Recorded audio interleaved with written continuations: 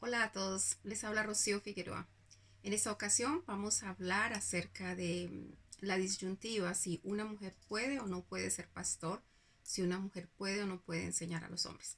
Para ello es muy importante que nosotros abarquemos este tema desde una perspectiva de investigación de las palabras. Eh, Hay que tener en consideración que para que una doctrina sea bíblica, hay mucha clase de doctrinas, todas las personas pueden formar doctrinas aquí y allá, pero para que una doctrina sea bíblica necesita resumir y expresar todo lo que en ese particular dice las escrituras. Así que no se puede sacar de una, no sé, un versículo o una porción bíblica del contexto y de allí hacer una doctrina bíblica.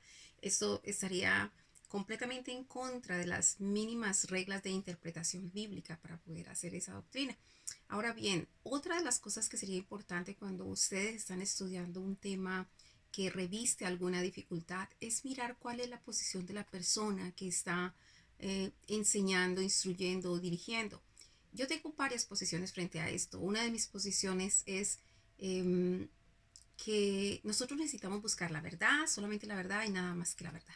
Y que eso se tiene que convertir como en nuestro cuadro de acción, que nosotros no queremos salirnos de allí. Busco la verdad, solo la verdad, nada más que la verdad. Quiero vivir por la verdad y si es necesario morir por la verdad. Esta es una disposición que puse en mi vida hace muchos años cuando empecé a ser maestra, porque dice la escritura, no os hagáis maestro muchos de vosotros, sabiendo que recibiréis mayor condenación. Así que esa es una de mis disposiciones. Otra de mis disposiciones en esto es que nosotros necesitamos entender que la Biblia es su propio intérprete. Así que nosotros tenemos que ir hacia ella y en todo el tenor de las escrituras encontrar respuesta. Por supuesto que en muchas ocasiones es muy importante la luz que nos puede arrojar a nosotros hallazgos arqueológicos, la luz que nos puede dejar la antropología, la historia. Todos esos detalles pueden ser muy importantes y cuando nosotros estudiamos las escrituras dentro del marco social y cultural dentro del cual se desarrolla. Pero en esta ocasión vamos a tratar eh, pues los dos fragmentos o las dos porciones de las escrituras donde se suscita esta controversia. Uno de ellos se encuentra en el primer libro de Corintios, en el capítulo 14, del verso 33b al 35. En esa porción bíblica, y permítame lo voy a leer textualmente, dice así: como en todas las iglesias de los santos, vuestras mujeres callen en la congregación, porque no les es permitido hablar, sino que estén sujetas como también la ley lo dice. Y si quieren aprender algo, pregunten en casa a sus maridos, porque es indecoroso que una mujer hable en la congregación. Así que esa es la posición que se suscita en este momento y lo que trae controversia. Pero para nosotros hacer todo el trabajo investigativo, un trabajo investigativo completo, porque otras de mis posiciones frente a esto es que yo no estoy para dar respuesta. Yo estoy para, como maestra, para generar inquietudes, inquietudes que haga que cada una de las personas que ven este video anhelen, busquen la forma de estudiar, de analizar todo el contexto de la escritura y que tomen sus propias decisiones frente a esto. No se puede imponer una posición, más bien se tiene que dirigir a las personas a que encuentren la verdad y que ellas tomen la posición que consideran debe ser. Claro, yo tengo mi posición, pero no se trata de cuál es mi posición, no se trata de qué creo yo, de qué cree usted, de qué creen los demás, se trata de lo que el Señor nos quiere entregar a través de su palabra.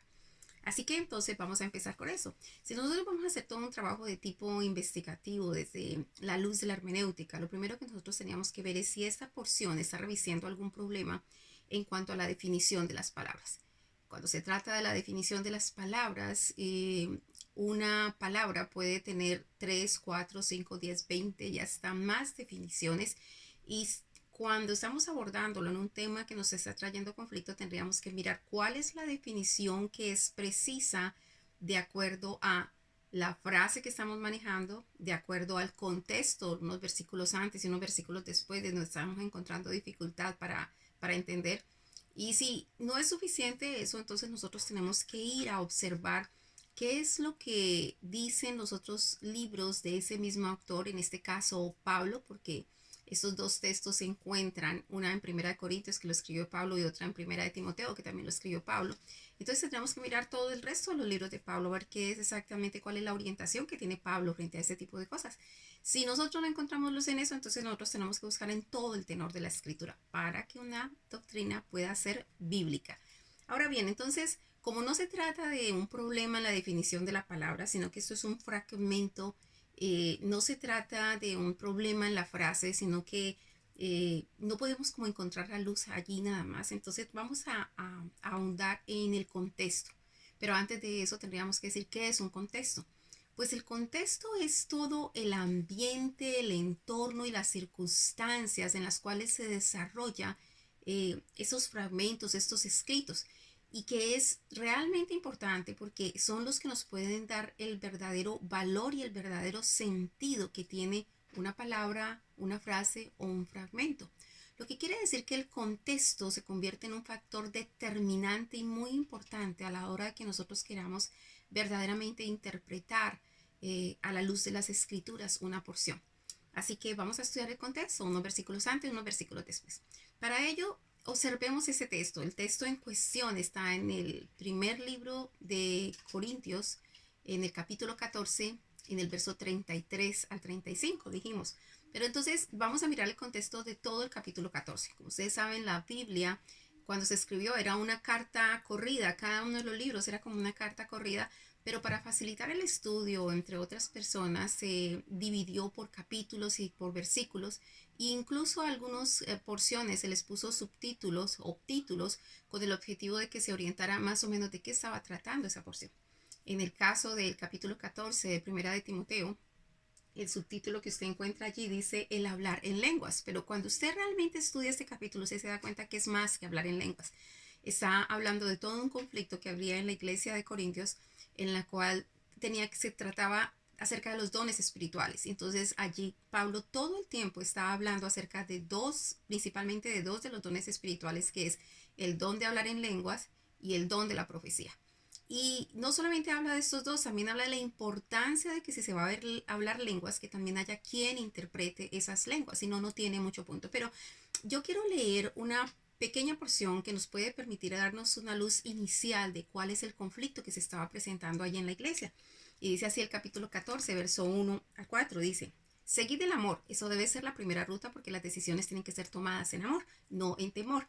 Y dice: seguir el amor y procurar los dones espirituales, pero sobre todo pero sobre todo que profetices. Entonces dice, vamos a procurar los dones, pero profetizar es fundamental. Ahora bien, porque el que habla en lenguas no habla a los hombres, sino a Dios, pues nadie le entiende, aunque por el Espíritu habla misterios. Entonces ya empieza a definir la diferencia entre hablar en lenguas y la profecía. La diferencia importante y preponderante es que una persona que habla en lenguas le está hablando a Dios. Ahora bien, verso 3 dice así: pero el que profetiza habla a los hombres para edificación, exhortación y consolación.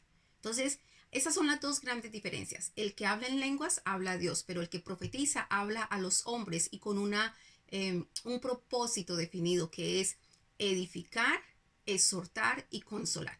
Cuando usted busca la definición de la palabra exhortación en las escrituras, usted se da cuenta que la exhortación tiene que ver con aconsejar, tiene que ver con redarguir a una persona para que trate de alejarse de un camino o de algo que está haciendo mal, pero también tiene que ver con la palabra sermón, porque es como cuando usted trata de aconsejar a sus hijos, usted se sienta de pronto en la sala y empieza a hablar con ellos y alguno de ellos levantará los ojos y dirá: otro sermón. ¿Por qué es eso? Es sermonear a una persona. Entonces, quedemos claro. La persona que habla en lenguas habla a Dios y la persona que profetiza habla a los hombres. Y la razón por la que habla a los hombres es para edificarlos, exhortarlos y consolarlos.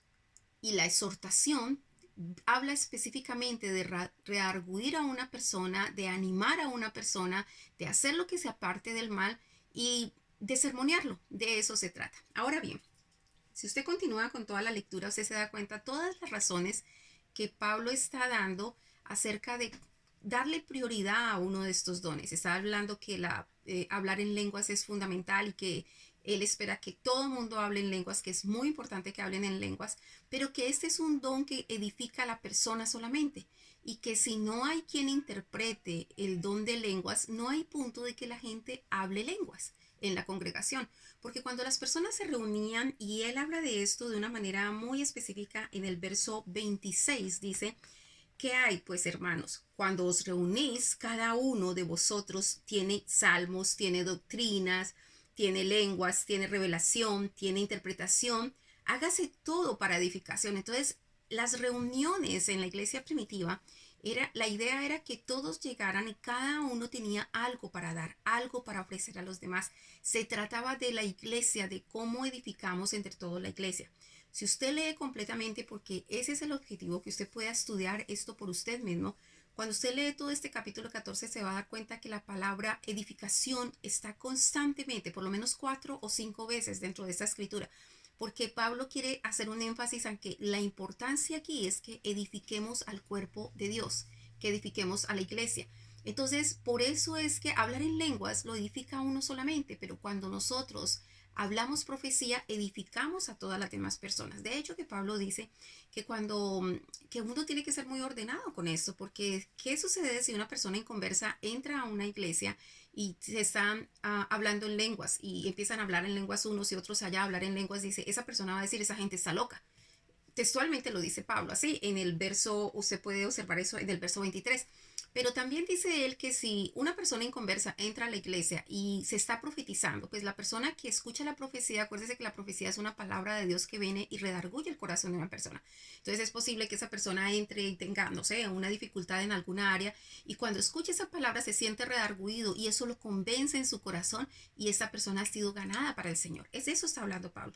Pero entonces hay una situación, y la situación que se está suscitando en esta iglesia en Corinto es un desorden en el que todos hablan en lenguas, todos profetizan y al parecer no hay un orden. Entonces él sugiere, si no hay quien interprete, mejor que no se hable en lenguas. Ahora bien, después de esto dice acerca de la profecía, en el verso 27 al 29 empieza a hablar de la profecía y dice, cuando alguien profetice, y si le llega una revelación a otra persona que estaba sentada y éste empieza a hablar, el otro calle. Entonces, se tiene que suscitar el hecho de que todo tiene un orden y que cada uno tiene su tiempo y que de esta manera se edifica la iglesia. Pero al parecer no estaba pasando eso, sino que habían algunas personas que se sentaban en la palabra y solamente parecía que para ellos era la palabra. Observamos entonces en el verso 33 lo que dice en la primera parte del verso 33, dice, pues Dios no es Dios de confusión, sino de paz. Hasta allí todo parece bien, hasta allí todo está claro. Pero de un momento a otro, casi parece de la nada, esa porción que ya nosotros habíamos leído, el hecho de que Pablo dice que como en todas las iglesias de los santos, vuestras mujeres callen en la congregación porque no les permite hablar en la congregación. Y que si acaso quisieran aprender algo, entonces que esperen a llegar a la casa para que les pregunte el esposo. Es decir, no está bien que le pregunten a nadie más. Entonces pareciera que usted dice, esto como que no encajona con todo el proceso que viene hablando acerca de la profecía. Ahora, ¿será que empezó a tocar un nuevo tema y no sabemos? ¿O será que es parte del mismo tema? Y efectivamente es parte del mismo tema, porque usted observa en el verso 36 lo siguiente, dice así. ¿Acaso ha salido de vosotros la palabra de Dios o solo a vosotros ha llegado? Entonces, esto nos deja ver claramente que lo que dijo antes acerca de estas mujeres es que habían mujeres allí en la congregación que manifestaban que ellas tenían la palabra de Dios y que pareciera que solamente a ellas les llegaba la palabra de Dios. Porque de hecho esto es tan preponderante y es tan importante, que después más adelante dice él, si alguno se cree profeta, es decir, siguió con el tema de la profecía, no paró, no fue que cambió de tema de pronto de la nada, dice, si alguno se cree profeta y espiritual, reconozca que lo que os escribo son mandamientos del Señor. Después dice, mas el que ignora, ignore. Así que, hermanos, procurar profetizar, es decir, otra vez es enfático, procurar profetizar y no impidan el hablar en lengua, solamente que se haga de la forma como él explicó, especialmente si hay quien las interprete, pero hágase todo decentemente y con orden.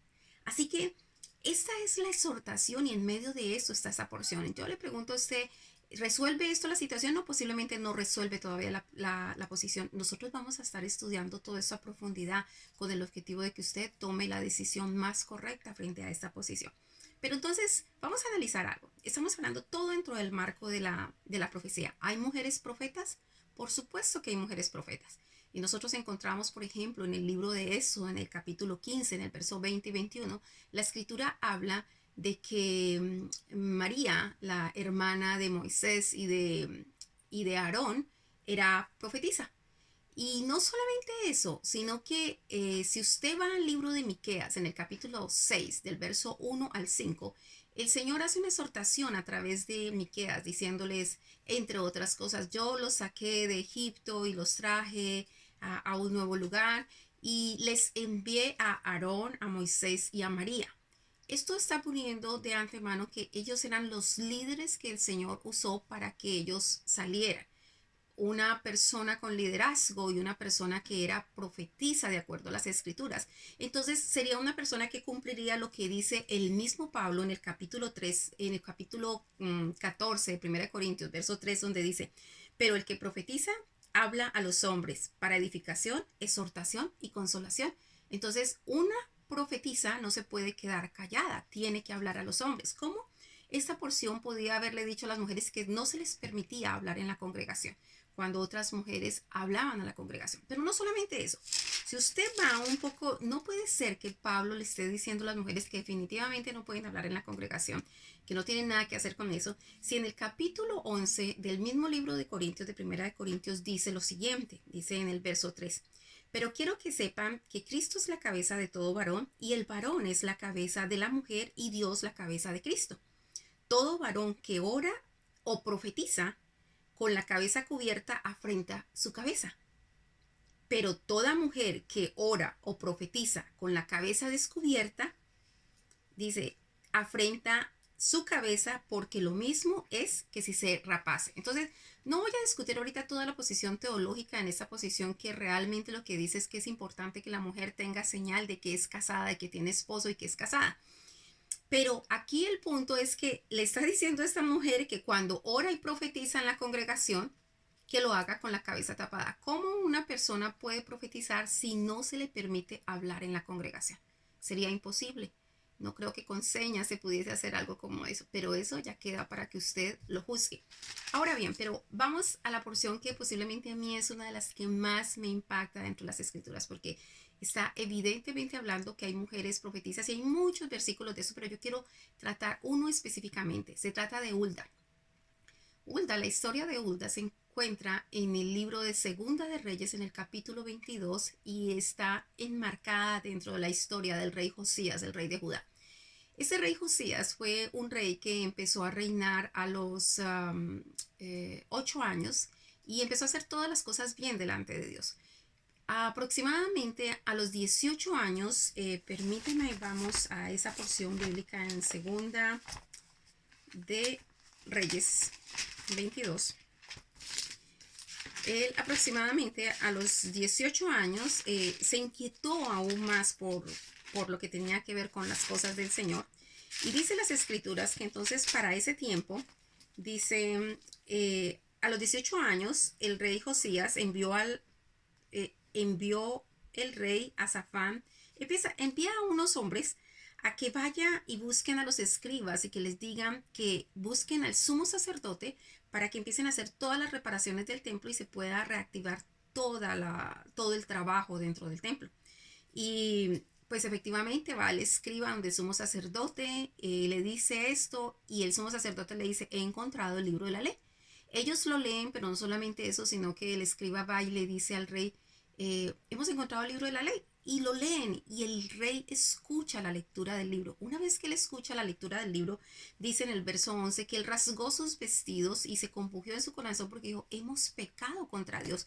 ¿Qué vamos a hacer si todos nosotros, nuestros padres y todos hemos pecado contra Dios? Entonces, después de esto, él da una orden y la orden la pone en el verso número 13 de este capítulo 22 y mire la orden que da. Ir y preguntar a Jehová por mí y por el pueblo y por toda Judá acerca de las palabras de este libro. Entonces, efectivamente, van, el sumo sacerdote va los escribas y aquellas personas que el rey había mandado de dentro de su reino a preguntar y a consultar, y a quién se imaginan que iba a consultar. Pues resulta que consultaron a Hulda, una profetisa, y es muy interesante porque la escritura dice textualmente, primero que es una mujer, dice que ella estaba casada, da el nombre del esposo y da toda la genealogía del esposo, como para que no quede ninguna duda que era una mujer. Entonces, cuando llegan allá estos hombres, acuérdese, sumo sacerdote, escribas y personas que iban de parte del rey, ella empieza a hablar en el verso 15, dice, y ella les dijo, así ha dicho Jehová, el Dios de Israel, decida al varón que os envió a mí. Esto, todas las cosas que dice el libro de la ley van a suceder, pero por cuanto el rey se compungió en su corazón, se entristeció y tuvo temor de Jehová, no va a suceder en su tiempo. Y les da todas esas instrucciones. Después de eso, pues se van todos estos hombres y hablan al rey y le cuentan lo que dijo Hulda de parte de Dios. Entonces, empieza todo el capítulo 23 a narrar, a decir qué es lo que va a suceder qué sucede después de esto. Entonces, usted va a ver unos conectores, por ejemplo, en el capítulo 23, en el verso 1, dice, entonces el rey mandó a que se reunieran todos los ancianos, a que habían que hacer las cosas de una forma correcta, que se había que leer la ley. Después dice en el verso 4, dice, entonces el rey mandó a que había que limpiar todas las cosas dentro del templo. Después dice, el verso 7 dice, además hizo quitar todos los lugares altos donde se incensaba a los otros dioses. En el verso 10 dice que profanó todos los sitios donde se adoraban otros dioses.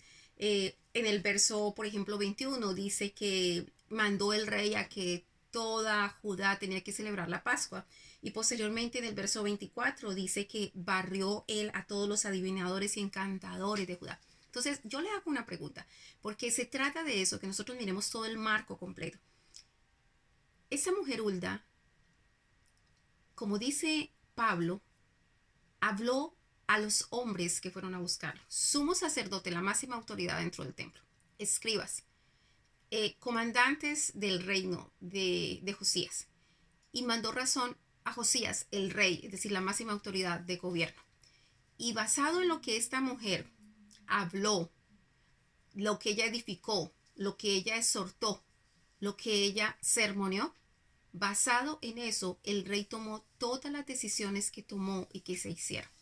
Entonces ya queda para que usted considere si una mujer puede o no puede hablar en la congregación, si una mujer puede o no puede exhortar a un rey, a un sumo sacerdote, a un escribas y a personas que estaban en autoridad. No quiero pasar sin que nosotros volvamos a leer, porque esto debe ser importante y entendido, lo que dice Primera de Corintios en el capítulo 14, dicho por el mismo Pablo dentro del mismo contexto de la profecía. Pero el que profetiza habla a los hombres para edificación, exhortación y consolación. Así que espero que ustedes puedan observar el próximo video donde vamos a tratar la otra porción, la otra parte donde usted va a tomar la decisión al final que considera usted. Que la gracia del Señor sea sobre cada uno de ustedes. Un abrazo y bendiciones. Bye.